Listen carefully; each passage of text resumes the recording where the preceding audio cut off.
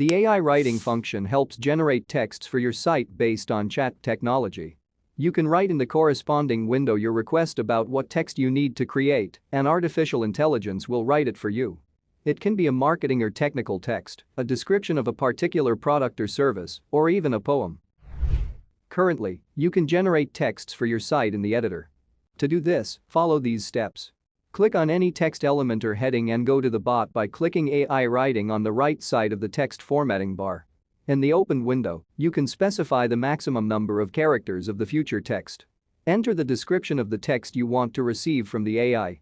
And send the request using the Generate button. After that, the AI will provide you with the text based on your request. The number of available requests to the bot within the current calendar month will be displayed in the lower left corner of the window. The limit on the number of requests to the bot is set for your entire account, regardless of the number of paid subscriptions. In other words, at least one paid subscription in the account is enough for the limit to be expanded to the maximum possible. If you want to get another text with the same request, click the Regenerate button and select the Try Again option. Alternatively, you can make the text either more creative or simpler, longer or shorter.